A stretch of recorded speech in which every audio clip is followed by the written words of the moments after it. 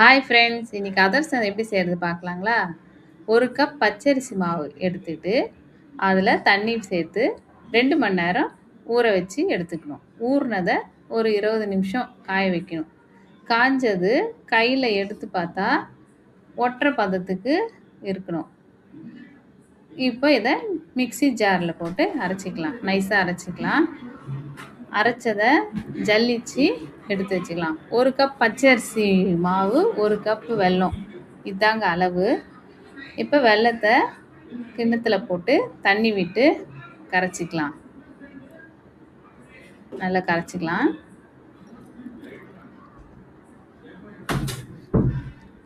கரைச்ச வெல்லத்தை வடிகட்டி எடுத்துக்கலாம், மண்ணெல்லாம் இருக்கும்.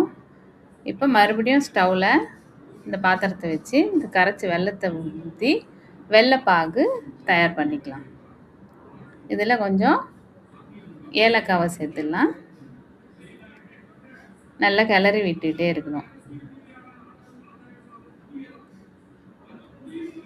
இப்போ ஒரு தட்டில் தண்ணி எடுத்துட்டு அதில் காய்ச்ச பாகை எடுத்து விட்டு பார்க்கணும். இது கரையாமல் இருக்கணும், கைக்கு அப்படியே வரணும், தக்காளி பழம் மாதிரி எடுக்க வரணும். இதுதாங்க சரியான பதம். இப்போ இதில் அரிசி மாவை சேர்த்துக்கலாம். சேர்த்து நல்லா கைவிடாமல் கிண்டணும். ஸ்டவ் ஆஃப் பண்ணிவிடுங்க.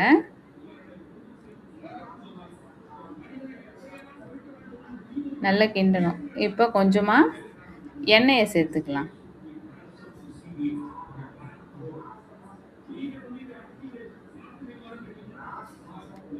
எண்ணெயை சேர்த்துட்டு திரும்ப நல்லா கிண்டிகிட்டே இருக்கணும். அவ்வளோதாங்க, அதிரச மாவு ரெடி ஆயிடுச்சு. இப்போ இந்த மாவை ஒரு 3 மணி நேரம் ஆற விட்டுடலாம்.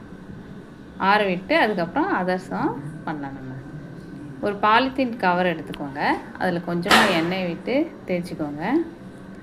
அதிரசம் தட்டை ஸ்டார்ட் பண்ணிடலாம்.